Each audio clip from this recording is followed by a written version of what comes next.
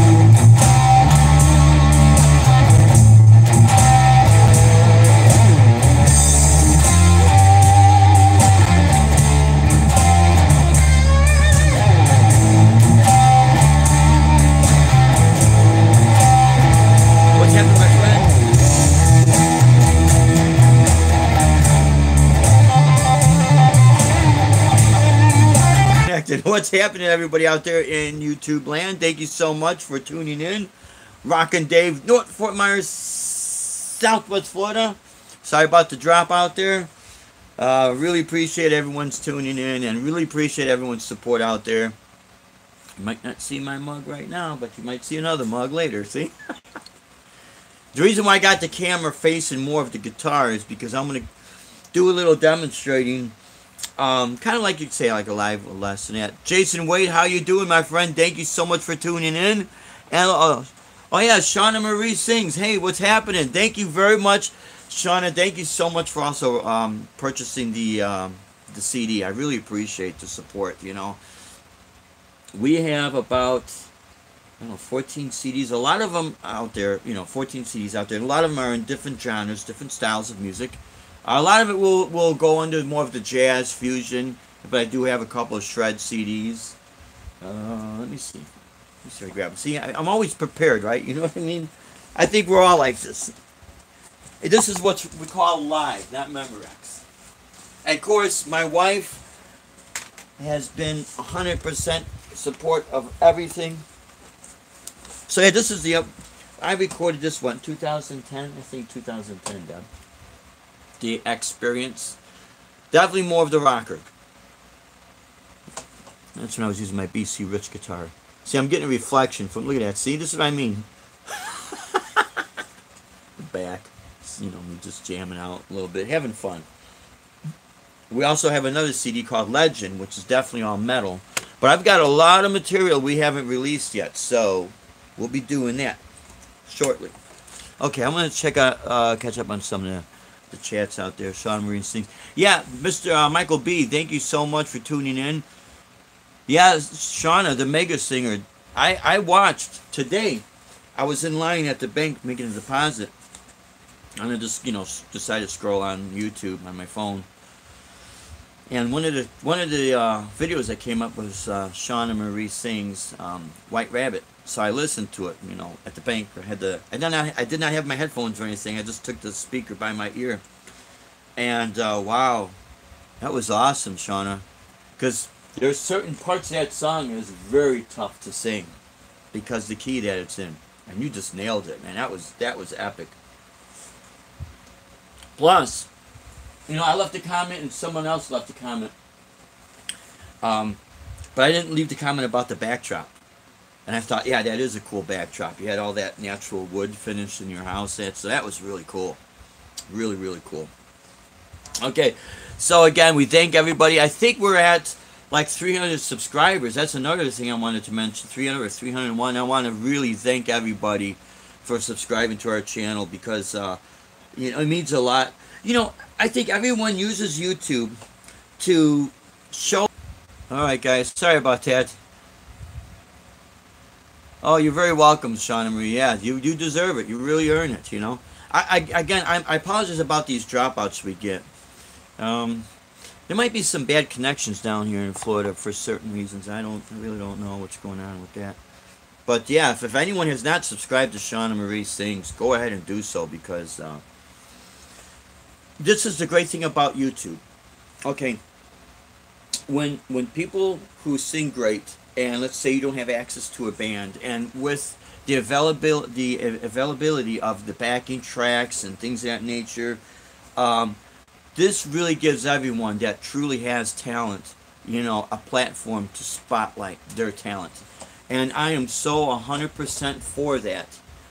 Anyone that's got any type of a talent or knowledge or whatever, go ahead and share that because what this does, it inspires everybody, And I think I accidentally used the catchphrase "desire to inspire," and it kind of stuck, and now we use it for our channel. Although sometimes you'll hear me talk about other things, but I've definitely tried to inspire people, just like we were inspired when we were growing up,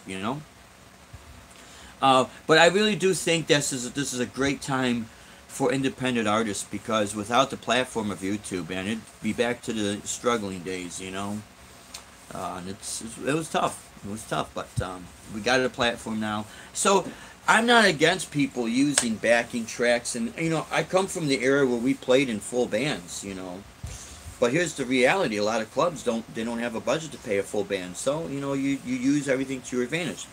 Okay, so now this opening number, and I hope actually, because we're beginning all these dropouts, I'm not what do you call that, in little squares, how. Sometimes the computerized, and the audio's underwater. So I hope you guys can hear and see me fine. Because I'm going to show a little bit of ways to get outside of the blues box. Okay. So I started with this backing track.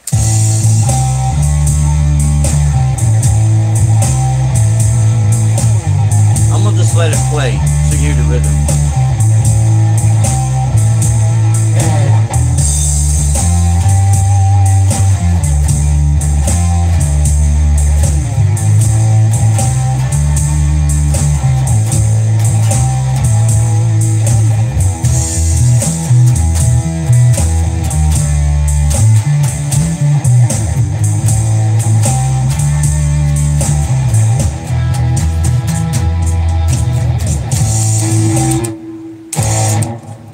So it's basically centered around your basic 1-4-5 progression. And actually, I'm gonna see if I can catch up on some of the trap.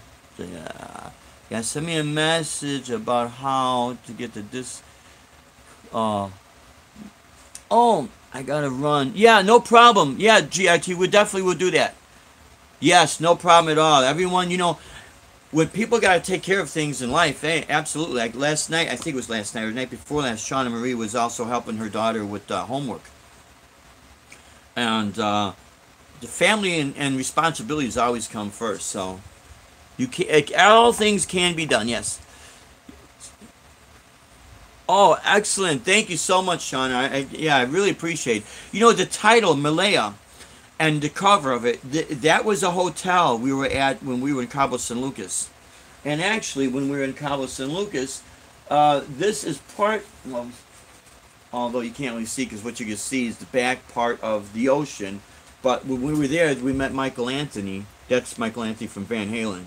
He was in the pool. So Deb was behind there taking pictures and that. And I was poolside playing, and I didn't know he was there. Deb was in the pool with all our friends. from Illinois. We're down there and, you know, vacationing and having fun. And, of course, we're going to go to Sammy Hagar's Cabo Wabo. But the name of that hotel is called the Malaya San Lucas because it's in Cabo San Lucas, Mexico. Beautiful hotel. Yeah, Mikey's a cool guy, man. Michael Anthony, such a down-to-earth guy. And I'll tell you what, if you were to ask him advice about what to do in the music, he would probably tell you on the terms of just being smart and watching your money. You know? He was a smart guy because he knew that, hey, everyone thought the party was never going to end, but guess what? You know, in the 80s, it did. Eventually, things changed, you know. R2, R3, Locking Nut. I'm going to be giving a shout-out for you, my friend. Thank you so much for tuning in. We hope that the good Reverend Willie B is doing fine. I think he's an awesome guy. I think we'll be doing a gig over at the YMCA pretty soon. Adjacent from the church, my friend. We'll stop in and say hi to Willie B. Styles. R2, R3, Locking Nuts, a Chicago guy. We're from Chicago originally. Well, originally I'm from my mom, but, you know, that's a different story for another time here. So anyways, with the Blues Box backing tracks. Oh, I'll tell you what, R2, that was hilarious, man. That was hilarious, boy. I'll tell you, that was funny. And I'm sorry, I'm gonna catch the replay on Joe Wentz Project, because that was hilarious, man. Let's see. Okay, that's so cool. Let's see. About the name of your album. My husband, daughter, and I were just in Cabo a few months ago. Yeah, it rocks down there, doesn't it? It is so cool. Okay, look at this. My friend Dorothy Hicks is just sending me a message. I do everything on our phone. Now, my friend from high school, Dorothy Hicks, she's been living down here in Florida since 1995. So I think she's inviting Deb and I to go out to see a festival tonight. Because we have tonight off, but it'd be nice to kind of, you know, get music together for it. Our next gig is next Saturday. It's going to be my 55th birthday. So we're doing a celebration there. I think I'm going to try to pull out the I Can't Drive 55, but I can't believe I'm 55. It's just going to be a blast, you know. And what we're going to do for next Saturday, we're going to do live stream, of course. And I want to apologize for not being able to play some of my friends out there music. So this is what we're going to do, because I get these dropouts for whatever reason. Maybe it's just the area, bad connection or whatever. So when I'm going to group everyone's songs that I'm going to be playing, all your originals. And I'm going to give a specific time. And what I'm going to do is, when we go to replay it, if we get a dropout, we'll shut the phone off, and then I'll just record it on the memory on the phone. So then this way I won't get any drop-offs. So when I load it up to YouTube, it's going to be all the songs, boom, right there, no drop-offs. And then we'll continue to hit the live stream, you know. So, Big Dan Hall, how you doing? Good seeing you. Good seeing you, man. Let me see if I catch up on some of the chats here.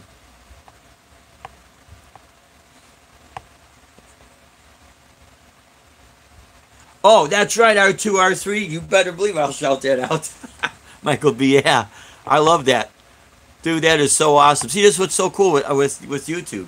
Johnny Bean, good morning and good afternoon. How are you? Good. Thank you for tuning in, my friend. Yeah, Johnny Bean, you're out in California. And, of course, Johnny Bean's got a great, great show, man. I'm sorry I wasn't able to catch up all of it because we've been just so busy. So that's why you haven't been seeing me lately on all these chats. You know, we're approaching our busy season down here in Florida. And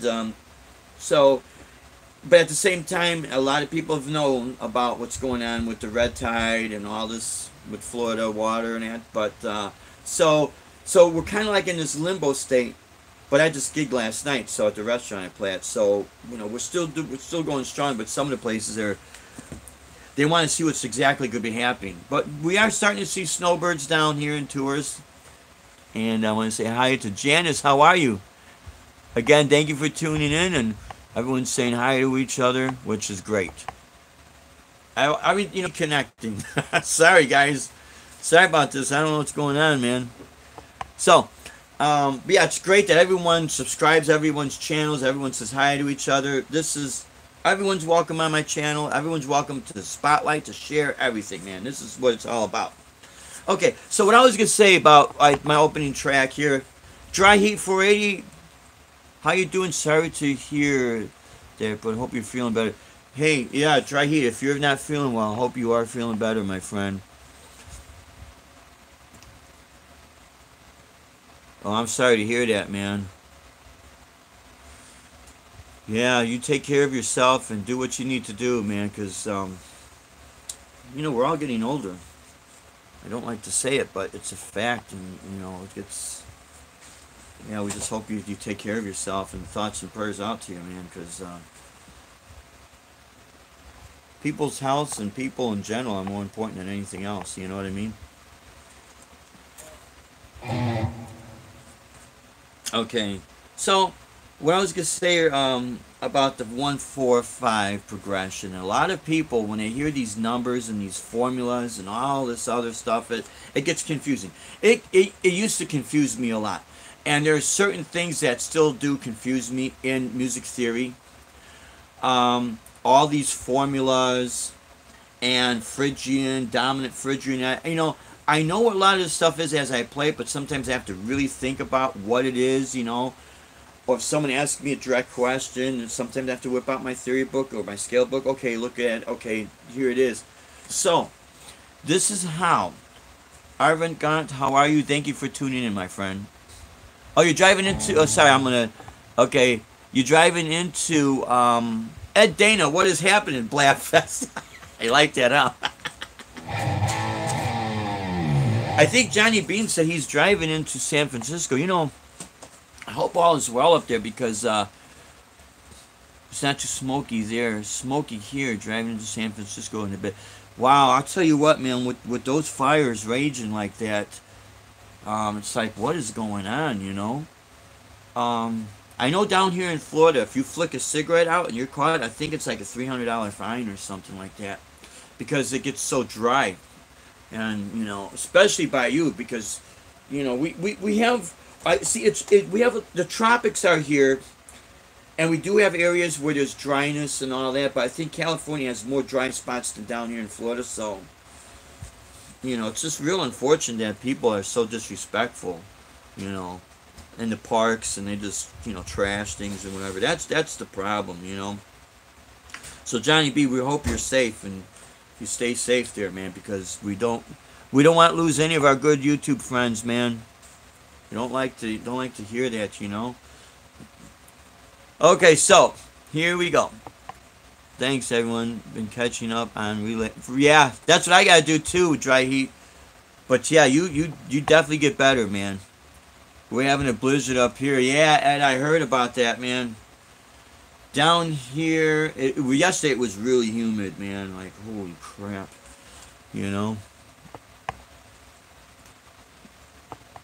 Okay, yeah.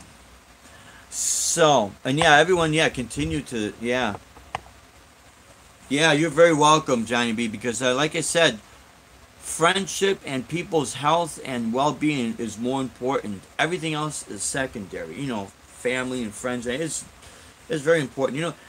I remember seeing an episode of Twilight Zone, the guy that wanted to be all by himself, time enough at last, and he was a book reader.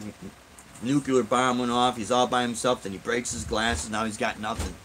And the thing that he would have nothing is people to share stories with and that, So that's how important people really are, I flick a cigarette here in Chicago. It will melt. Yeah, that's right, R2. As you're flickering out the window, the cold knocks it out and hits the snow, it's out, So, and I think, okay, about this 1-4-5 progression and that, and Ed Dana, he had some really good stuff. So Ed, I really like what you're doing, man. And everyone, if you have not subscribed to Ed Dana, please do so because he's a great guy with a lot of knowledge, man. Same with R2R3 Locking Up, the Chicago Shredder, my friend. And Johnny Bean's been playing in all kind of situations, man. He's got a lot of real strong music history, and I think he sends music out to some of the movies, and he had some of his music in movies. And just because, Johnny, if you can't remember, I know what those are. They're like these music libraries you send them to, and then what happens is then they distribute it out, so it gets kind of shared. Because I know we did that with one or two, and then there was a couple of kids from college. We made a couple of sound effects and like motion picture soundtrack. Where, with the guitar synthesizer, I played this like just regular chords, but with the strings behind it, you know, and just mood music. So if they could use it for a certain scene, you know, there you go. But let me get back with the 1-4-5 progression. I don't know. No, you're a good guy, Ed. I'll tell you what, man. Now with the 1-4-5. And because formulas have always screwed me up, yeah, let's see, Jamie, that's why I'm going to San Francisco today. Film I have music in is playing at a film festival. Yay, that's great, man. Jill Walker, how are you? Just wanted to drop by and... Hey, thank you so much, Jill. I really appreciate that. Jeff Underwood, how's it going? Thank you so much. It's very much appreciated. Guitar Hack, what is happening, brother? And Guitar Hack, I am going to load up the blues challenge. I'm going to do 2 different types. One's going to be more funk groove, and one's going to be more slow blues. But so I'll have a series of them. You know what I mean? So people can pick and choose whatever one. This one happens to be in A.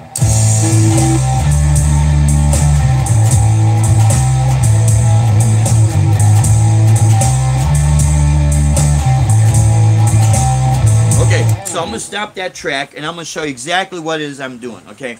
So the 1-4-5. The 1 is always going to be your first chord that you're going to be playing. Okay, so in other words, my chords that I'm playing in this particular progression happens to be an A. My main chord progression, okay, is an A, and then the next is going to go to a D, and then back to an A, and then the E, and then I have a little descending to D, then to A. So, to explain my 1-4-5, here it is. That's going to be my first chord, okay? Because that's the first chord I'm playing, my A. D is going to be my 4th chord I'm playing, although it's the 2nd one. But this is where this term 1-4-5 comes from. And to make life very, very simple, we're just going to count up to the frets, okay? Okay, so we have A, B, C, and D, right? 1, 2, 3, 4. See, D, that's right there, is also here, okay? So that's where the 4 comes in, because it's the 4th degree of A. E would be the 5th degree of A, because the next would be E, right after D. So that's where this term 1-4-5 comes from. If I were to play in G,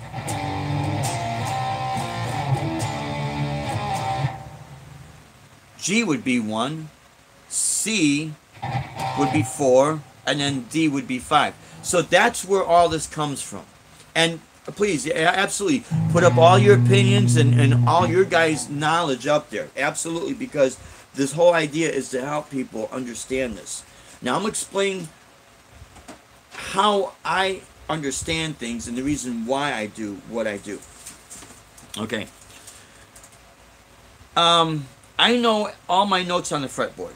And the reason why I purposely did that is because I always had a hard time with music theory and the formulas. And I know that the octave 8 is the next note higher. It's just all the notes they start over again. It's just a higher pitch. But then you get into ninths, and alright, ninth should be the next after that, and there should be a 10, but there never is 10. But if I were to count them on a scale, there would be a number 10. But they don't do that in music theory for whatever reason, and I'm not smart in that aspect right now. I don't have the time because I'm a performer. So I have to, my job when I perform is try to make it as accurate, as clean, and as emotional as, as possible. I'm not better than anybody, but I try to put on a good show as possible. So for me, I never really had the time, or maybe I didn't take the time when I was younger that I should have, to sit there and analyze it. But what I did was I did a lot of wood shedding. Oh, no problem, Big Dan Hall. Oh, the wife called. Okay, no problem, my friend, yeah. But so I did a lot of wood shedding, and the reason why I did that is when you're a performer, people are going to judge you on your performance, not on what you say you know. Not everybody, but trust me, a lot of them. Okay, and the performing, you're going to be in so many different variables. You know, with weather, with if you're not feeling good, you have all these battles. If you got a, you know, someone in the crowd that's heckling you, you got to turn them off. You know, I mean, there's all these variables.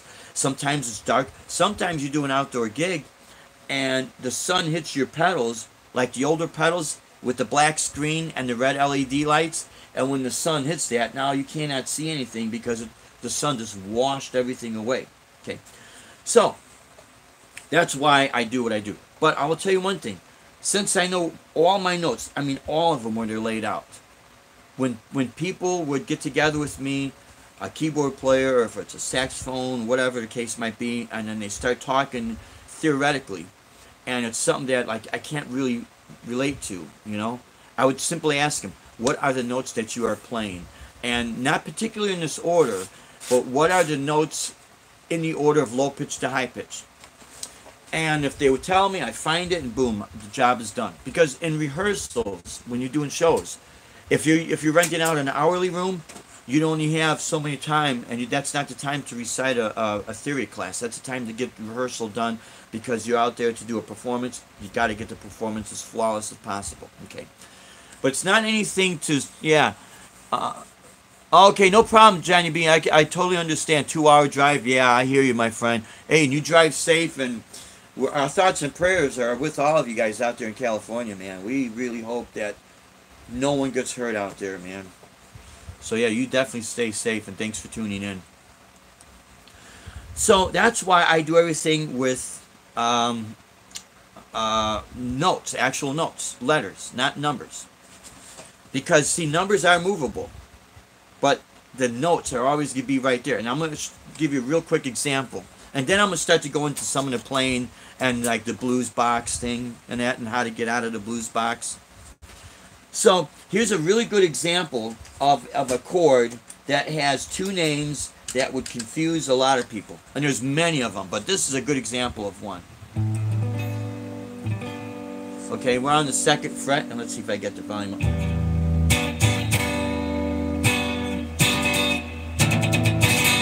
Okay, so this is where we're at. First finger is on the 1st string, the 2nd fret. 2nd finger is on the 3rd finger, 2nd string, 3rd fret. 3rd finger is on the 3rd string on the 4th fret, and the pinky is on the 5th fret, 4th string.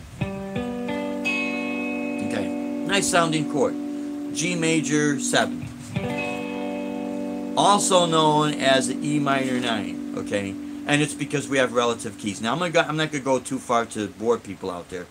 But this is how I was able to get away from the confusion. And so my mind wouldn't get so confused. Like, my God, it's got 2 names, and it's 3 names and 4 names. What do I call it, you know?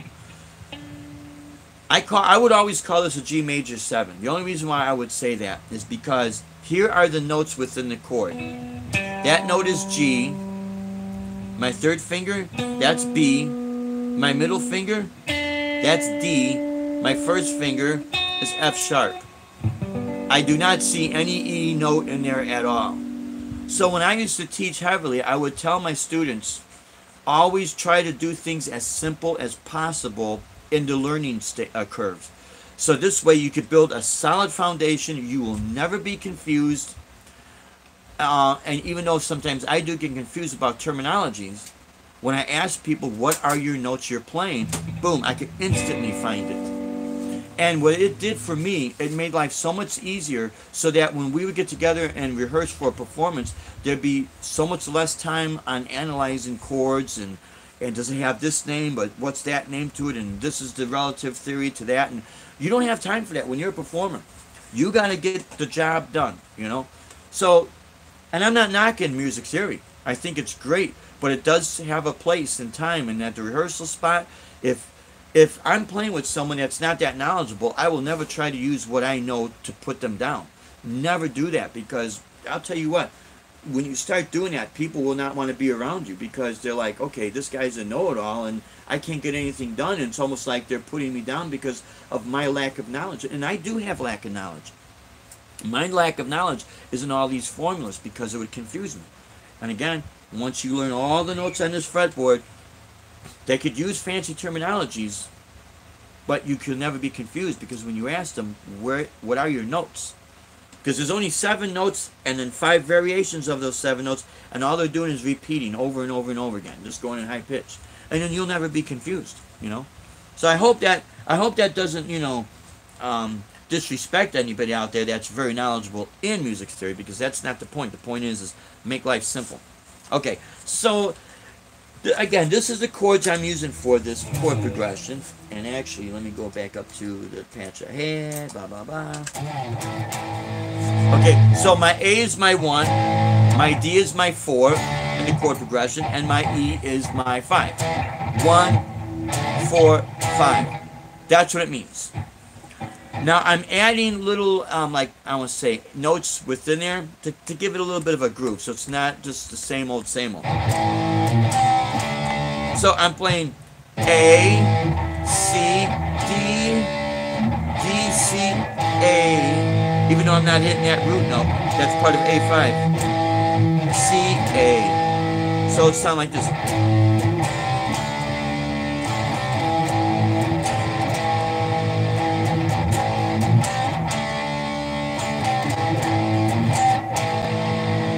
That same pattern, if I move it to the 10th fret, there's D also right there. That's my 4.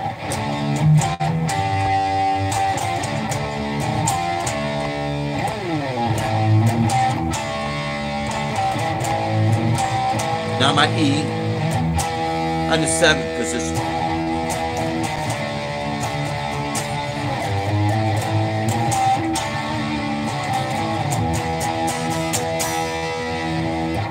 Now you could do a 4. That's my turnaround. Or you could do. I hope that's not confusing anybody, but that's how you could start to make blues riffs or blues rhythms a little bit more interesting. Haley Scott, how are you doing, my friend? I'm rolling in the corner, eh? Oh, in the corner store. I'm sorry. Okay, so connecting, my friends. I think I know what's happening on my phone. They keep sending me to update my phone or whatever. Maybe they want to send me some prizes. I don't know who the hell wants to send me prizes. I don't care. Okay, so we're always taught the blues box scale, right? And this is why I did this chord progression in A, because we're always taught it like this.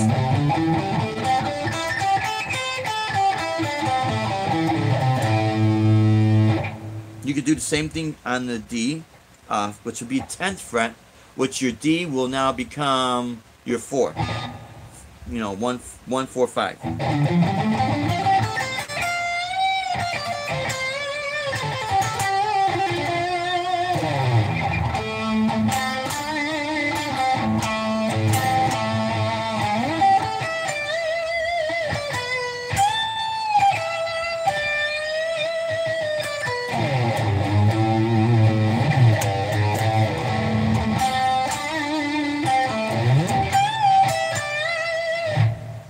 Now, there's so much that's right there that you can start to hear the chord progression. And I improvised so much, my friends, and I apologize about that. There were 12 live streams at the same time. Oh, okay. Yeah, see, this is what happens, you know. Yeah, Janice, thanks. Thanks for sharing that.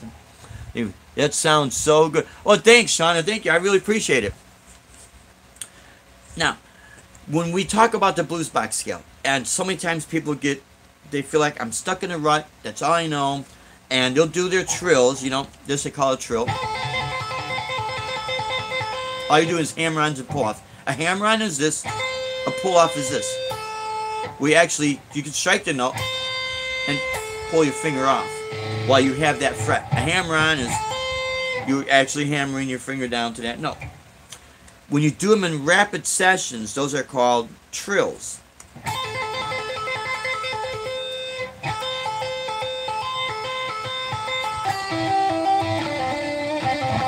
And then you have I call it like the Jimmy Page lick.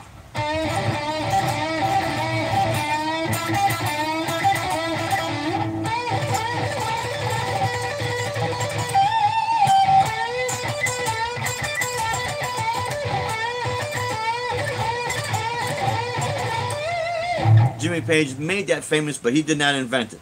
A lot of the Chicago blues guys and people that would come through the Chicago blues area, who knows exactly who came up with that riff.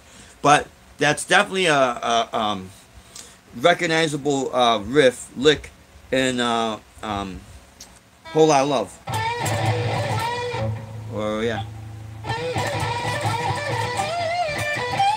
No, actually in Dazed and Confused. Sorry about that. I hope everyone could see my hands, you know, because I don't want it to, you know, to confuse people, okay? But, again, it's still part of the blues box. If you wanted to get out of a blues box situation, what you could do is, I'm going to change the tone on this, okay?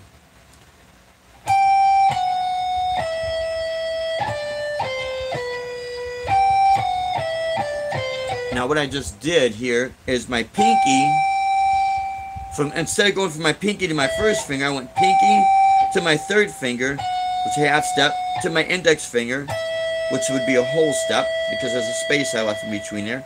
And then on this note, pinky, middle finger, I skipped that note, and then index finger.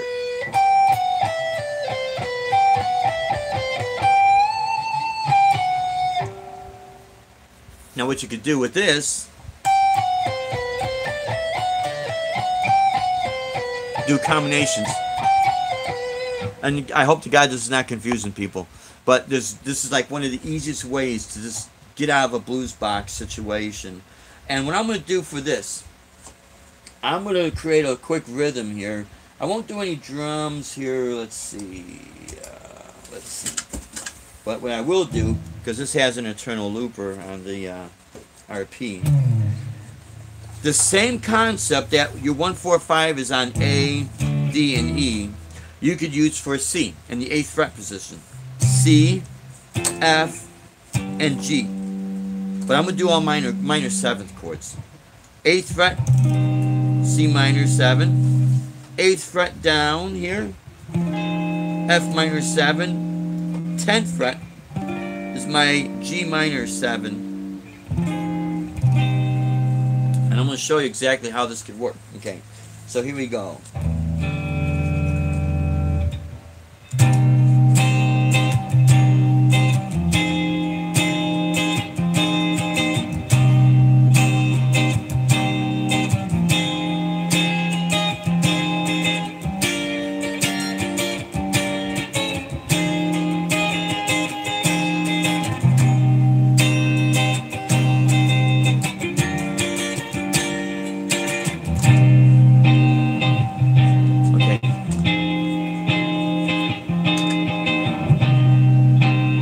I might move around a little bit here, but I'm going to try to stay in the C position.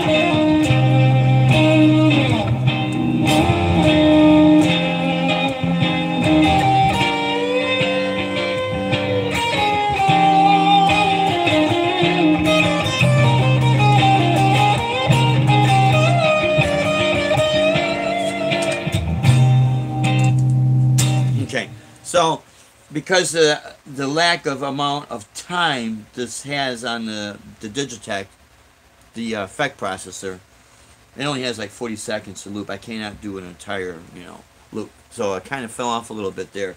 But you could see what I mean by just taking, if you're doing minor chords, adding that note, and the reason being, when you play this chord, this F minor 7 chord, that note is within that chord. And you're still part of your blues box, The only thing you did is you added this note on that string. On this string, you added that note.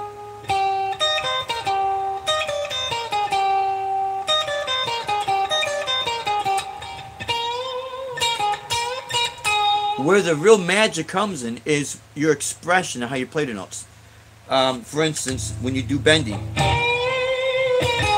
a little bit of vibrato, a little slow vibrato there, emphasizes a certain emotion.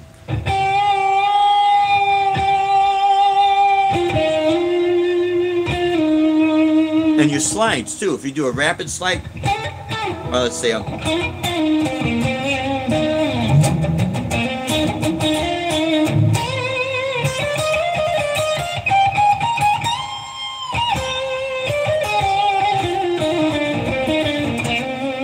so you see, when I do the rapid slides, it really emphasizes a certain emotion. Now this is called a choke bend. You just bend up and you stop the note. Alright, Big Dan Hall, you take care of yourself, my friend. You have a very great weekend, a very safe weekend, and God bless you for tuning in, my friend. A choke bend is this. You bend it and you just stop the note.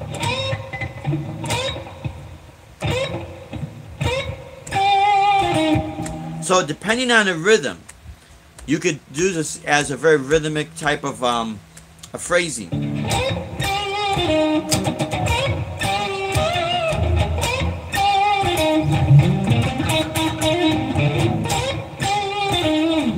So you see, a lot of people have this concept that you learn the blues box scale and a lot of it's a shuffle, you know.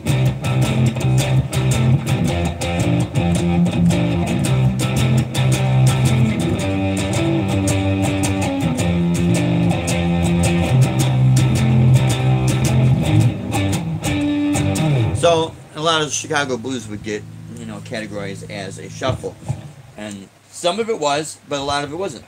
Same with Texas blues, you know. You have that type of Texas. It's like a swing. It's a shuffle, is what it's called.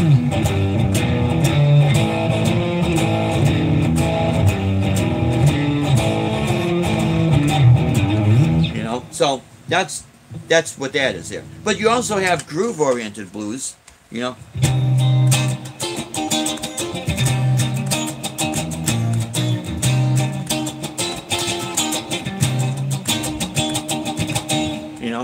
And this is what some of the blues rhythms I'll be putting up on YouTube, and I'll just do rhythm. So when I do, you guys could just totally jam along with it, do whatever you want with it, but I'll try to make it as easy to understand.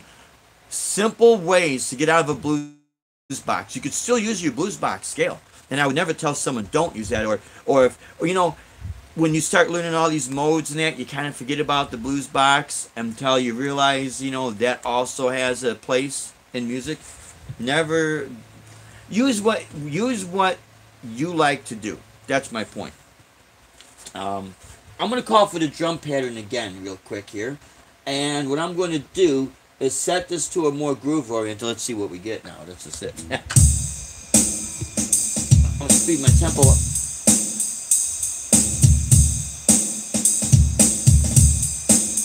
Okay, I'm going to back it down to 105 beats per minute.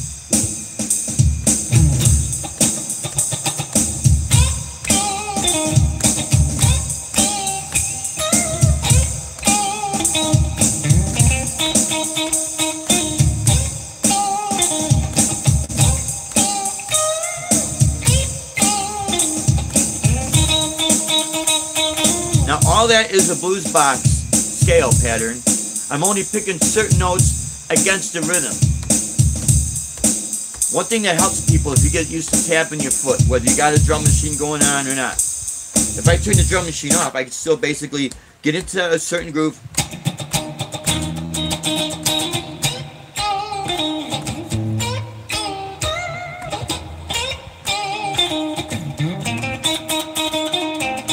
Okay, so I'll hit that again. Now I'm going to add a little overdrive.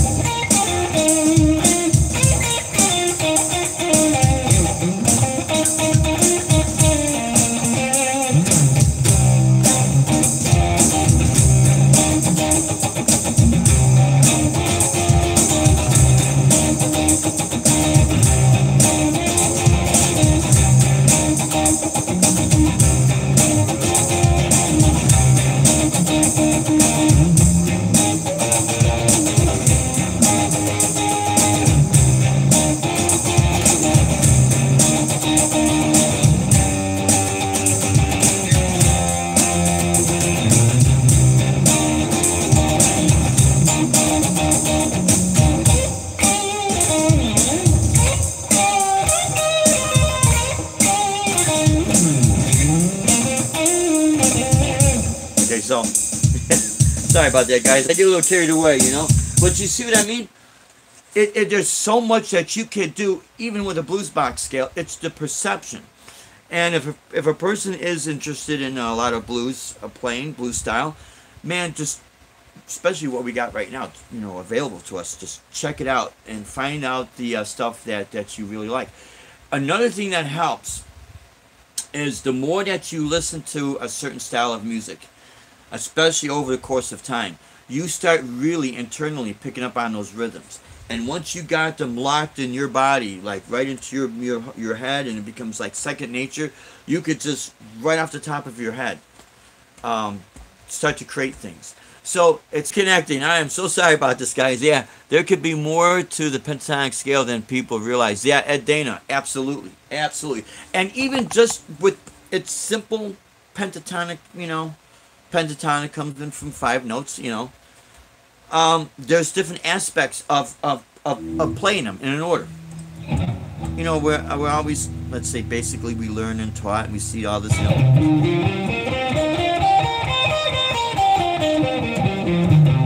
You know, it's also known as a Japanese scale. If you were to try to think anything in that cultural,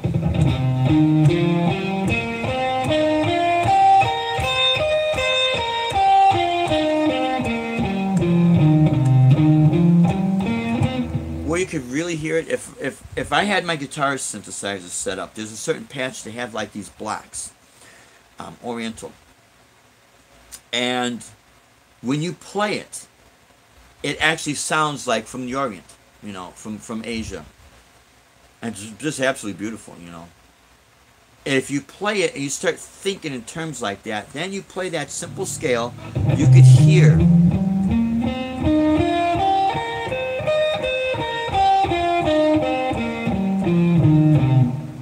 And I never knew that until I had an old Mel Bay scale book. You know, I look at books too, you know, see what's going on, and to help me out. You know, I don't, like I said, I don't know everything.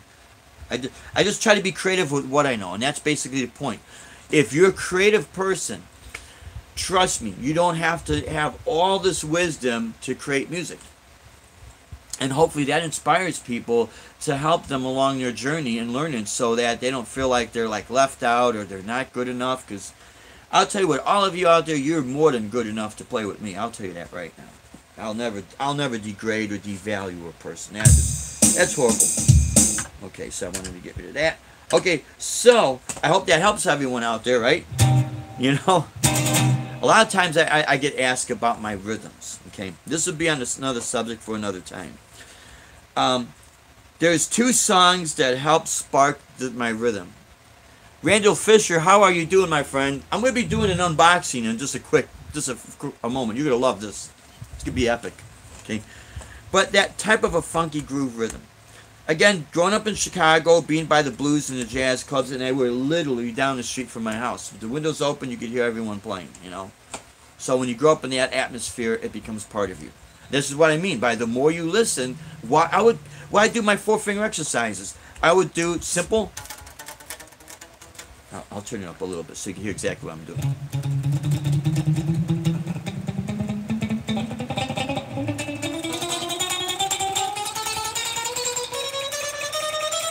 Very boring, right? But I would never plug the guitar in, because who in their right mind wants to listen to this? But what does is help my, you know, keep things in shape, and keep my left and right hand in sync with each other. When I heard Al Di Meola and with Return to Forever and the solo stuff, I had headphones on, and I would be practicing, because I would practice with the metronome too, you know. But after a while, you could hear timing, and it's any type of a timing, click, click, click, because music has that. You could start doing your drill exercises. So from you listening to that over and over and over, all those guys, it became like my internal time clock.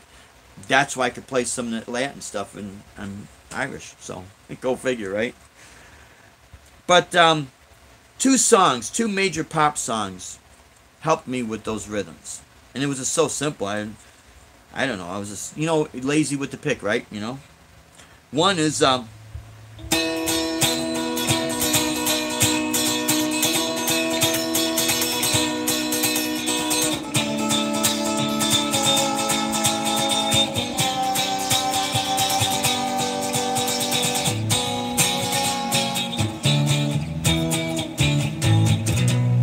I forget the rest of the chords. Sorry about that. And Long Train Running.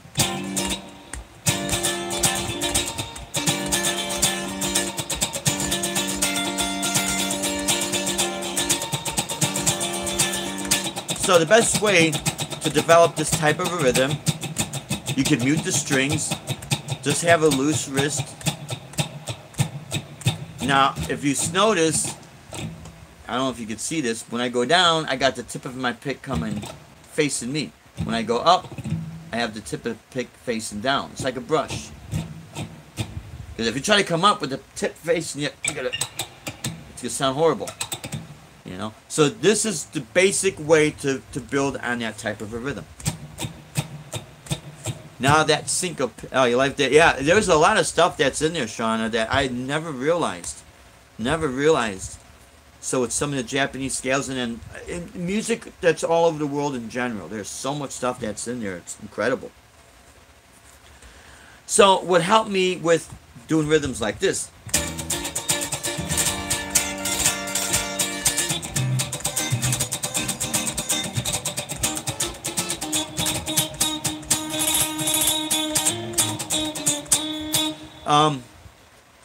when I started listening to a lot of Al Di Meola, especially when you do stuff on the acoustic, he had that really fast, syncopated rhythm, you know?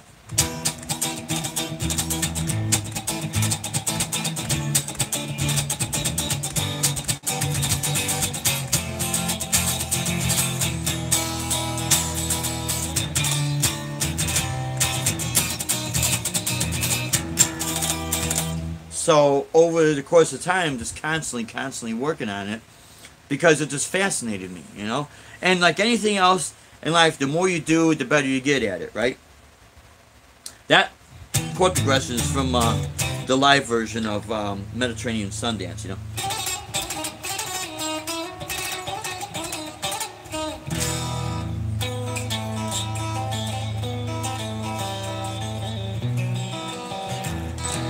And one of my strings is up. On my up-and-coming videos and live chat, I'll take the acoustic guitar and with the flamenco style and show you, you know, how I developed that. A lot of it was by mistake. A lot of it was by mistake. So, I mean, everything, when a person looks at other people playing, they're like, wow, I'll never be able to play like that. Well, you know, you'll play as close as you possibly can, but always keep in mind, try to play as good as those people. And then, you know, over the course, if part of your, if you're trying to, like, duplicate something exactly, let's say you're doing a cover, you want to play exact, absolutely. Go ahead and take the time and don't let frustration set in. That's what stops people, is the frustration. This is why in upcoming videos, what I'm going to do, and I done it, I was like, oh boy, I failed miserably with Cliffs of Dover, you know. But I want people to see that, hey, I don't know everything, and there's a way to develop it right from this. I mean, right when you first open up the tab, the first lick that you learn, and loop it over and over and over again. But what I'm going to start doing with some of this stuff is taking some of these songs and these solos and purposely learn them and play them slow on purpose. And the reason being, and try to breathe some life into it, you know. So that when a person is trying to learn something, and let's say they can't play it at the correct tempo, it's always like this, you know what I mean? You're here, the song's here, and you know what's the frustrating is moving up those notches. But if you are encouraged to play it musically and you like the way it sounds, I'm not saying it's going to stop you from getting to this point. What it's going to do is over the course of time, you're not going to get frustrated. So you're going to play it slowly, you're going to play it accurately, you're going to be in that groove, you're going to love it, and over the course of time, the muscle memory is going to develop. And before you know it, you'll be able to move up notches. I'll show you another secret too, what I was teaching my students with little tricks on the metronome. I mean, they're so simple that when people who work out, they use this method, you know. So, because you're working out your muscles. That's basically what you're doing. So, anyways, we got this in the mail, and let's see if I could play this here without getting copyright infringement, right? Okay. So I want to share this with everyone here. You know, this is my very first unboxing. I'm not going to make this boring. I'm going to make this entertaining, right? Oh, let's see something here. So here we go. I got to do this, you see.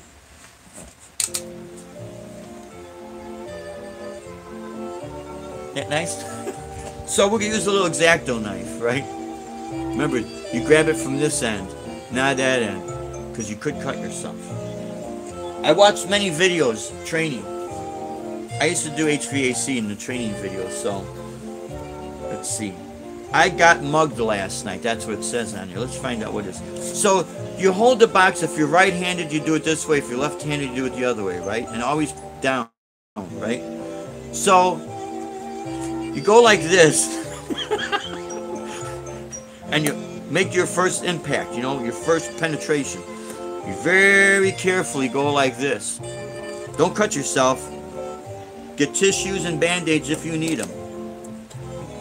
Matter of fact, it would be good advice if you live next to a paramedic in case you hurt yourself, right? They can rush you to the hospital, especially if he's got a helicopter. So you do like that, you do like that. Hope for the best, expect the worst always. Look at that. We don't know what it could be.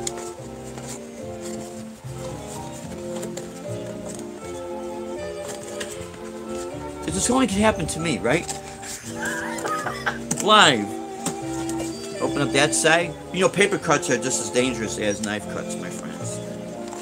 I got an instruction booklet.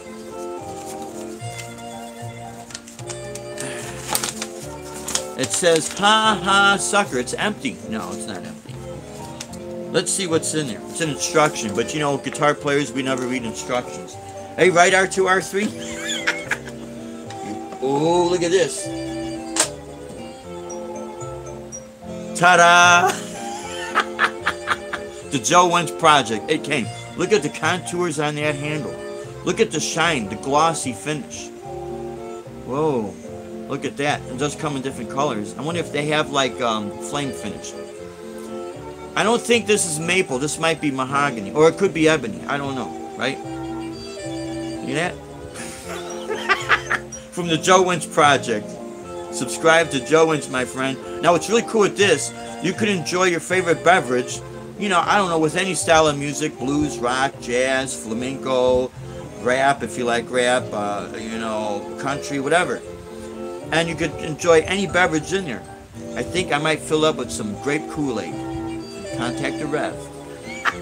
All right, my friends, I just wanted to show that, you know, from the Joe Winch Project. Joe Winch helped us get our t-shirts, our shop up and going, and I definitely wanted to do the same for him. And the reason why I chose the mug as opposed to a t-shirt, this is exactly why. Could you see what this shirt says? Probably can't, because it's all wrinkled up on one side. And then when I'm playing the guitar sitting like this or whatever. But this is a shirt called Relay for Life. It was for a cancer benefit. However, when I'm drinking and blabbing, you know, you could see it doesn't wrinkle, nothing gets in the way, and I don't put this in the dishwashing machine, because these hands are the dishwashing machine. That's good, because we don't have one. We don't have one. We got rid of that sucker. It leaks. That's good, we don't have a dishwasher. Compliments of the little rascals. So anyways, my friends, I wanted to share that with everybody. So, thank you for tuning in. I will be putting up the blues challenge. It's going to be very, very simple. We'll do a rock one, more of a rocked out blues, and then we'll do more of a more groove oriented. But before I get the video going, at the beginning of the video, I'll go through some of the tuning, and I'll just show you what the chord progression is, and then I'll give a little pause, and then I'll start just playing. And it might, the video, the actual playing, might go from, let's say, from anywhere from 3 to 5 minutes, you know. And all I'll be doing is playing rhythm. You'll hear the drums and the bass and rhythm. That's it. So all you guys and gals out there, grab your guitars, and if you want to sing, go ahead and sing, and just have fun with this. So, anyways, yeah, muscle memory. It's the same with singing. You know, Shauna, absolutely. I'm glad you mentioned that. And I got a question for Shauna. And correct me if I'm wrong, because I am not a singer. I got a horrible voice. I don't even like the way my voice sounds when I speak. But that being the case, who cares, right? I had a young girl I was giving guitar lessons to at a school, and then she was taking vocal lessons from a vocal instructor. And the girl, I forget what song she wanted to play, but she had her acoustic guitar, and she asked me the question. She says, Dave, how do I learn how to play and sing at the same time? So I told her, why don't you try this? When you're doing your chords, because see, part of what happens with people when they play and they're singing is that they've got this issue with you're fretting the chord.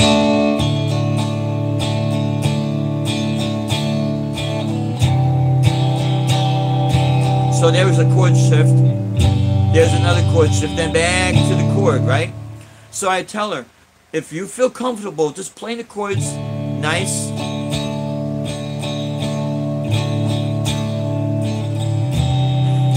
Thanks for the, yeah. See, I told you, I got mugged last night. Some Morning Joe would be good in there, right?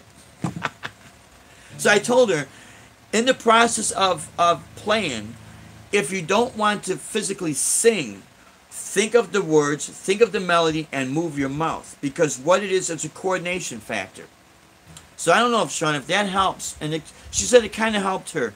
Another thing that she said that helped her, that the vocal coach thought was a great idea, is that she also had an electronic tuner with her. But they went on vacation. She couldn't take her guitar, and she really didn't have anything to kind of, coach her with keeping up with her vocal chops and her tuning of her voice.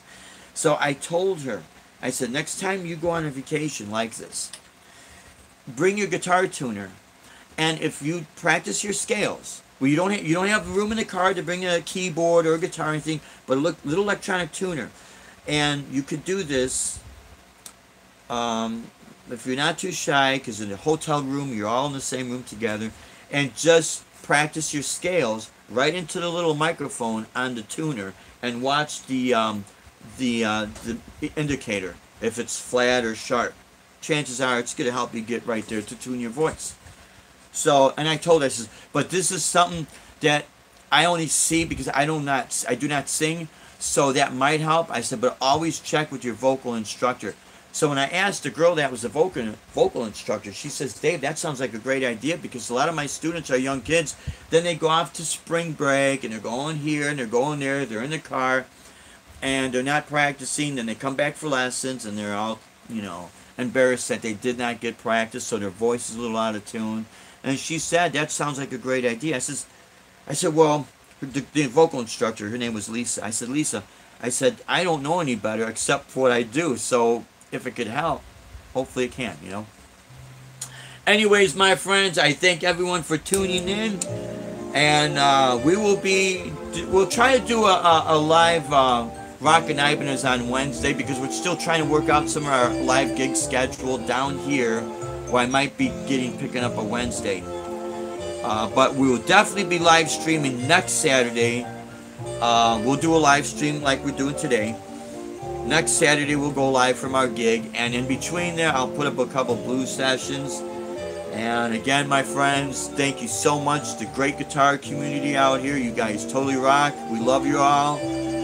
We will see you next time. Always desire to inspire, never be a growth choker, and never slam the doors of opportunity in someone's face, because they could come back to you. Be good, and people will be good to you in return.